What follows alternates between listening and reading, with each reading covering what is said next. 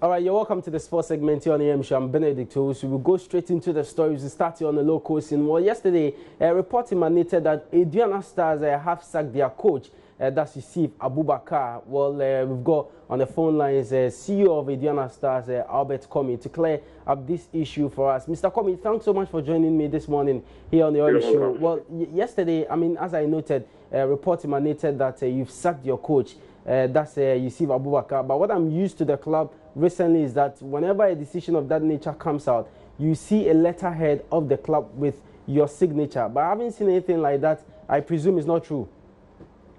Thank you very much. Greetings to your cherished listeners and viewers.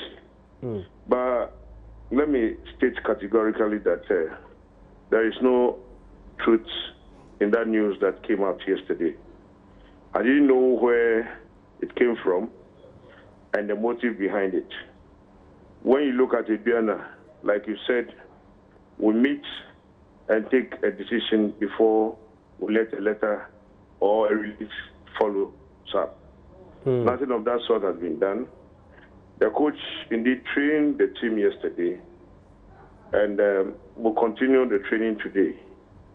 What I do know is that the recent chain of losses has not been good for us. But as a team, we do a lot of work behind the scenes to make sure that at least the team comes back to winning ways. We have no doubt that we have quality in the team.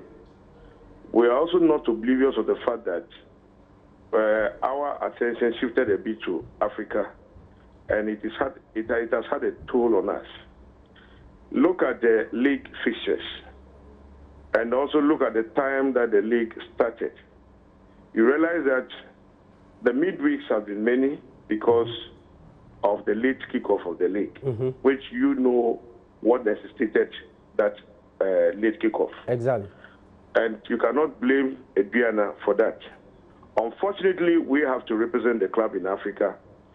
It used to be 2 weeks interval. Now they brought it to 10 days.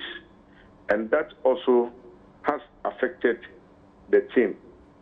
All these things, normally we operate with about 25, 24 players. We have to do a bit of additional players in order for some of them to rest. And I know very well that it's going to be a challenge. Mind you, one factor, we did also put some few players in addition who are now trying to gel with the old ones. And I know for a fact that we have 4 matches and we need to make sure at least we get some points to lift ourselves from where we are. So you have I think this has made people to start speculating, and this issue of sacking of coach Abubakar has come. But it's unfortunate. I was expecting that they could have found out from us we are doing before they go to publish these things, whether on the network, on the internet or whatever. I think it is always good to find out from the club first. If it is true, why not? We'll admit and say it is true. But if it's not, sometimes it creates panic.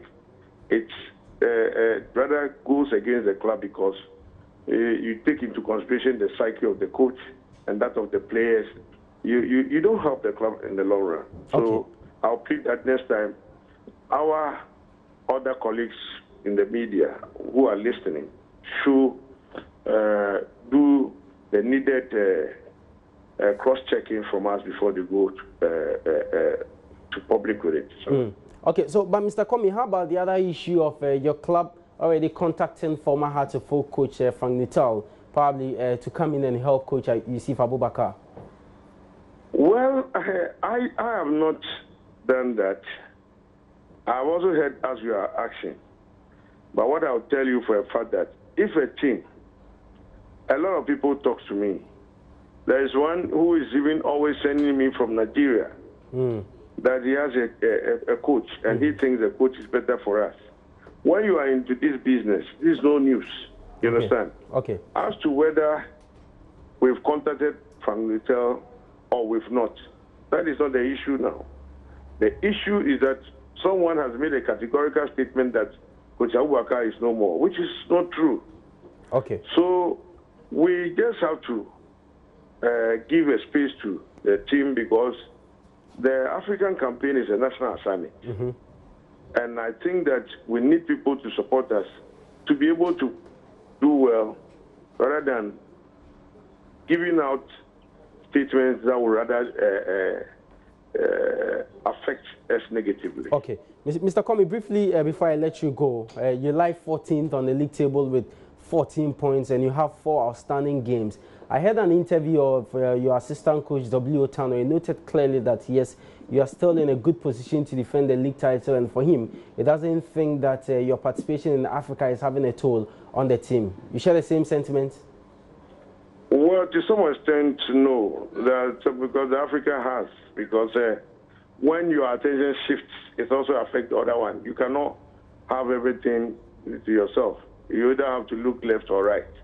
But for now, I would say that the matches that we have are very, very difficult matches, but we are capable of making sure that we pick some points to lift ourselves from wherever we are. Okay. It's a very, very difficult, I must admit, but it's surmountable.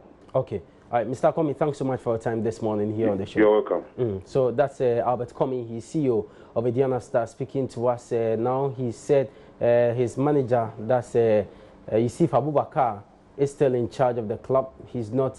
They've not sacked him. The man has also not resigned, but admits results have not gone their favor in the Premier League. They lie 14th on the Premier League table, and also with 14 points with 4 outstanding games, and then they've not made any contact with former Hearts of Oak coach, that's Frank Nuttall. So that's the story about Aduana Stars. We'll do more on this later, but we have to move on and do some other stories. Mambidu has also been speaking about the Aduana Stars issue. Well, for him, he feels that Aduana playing in Africa is really having a toll on them, as Mr. Albert Commey has also admitted that it's not helping matters here on the local scene.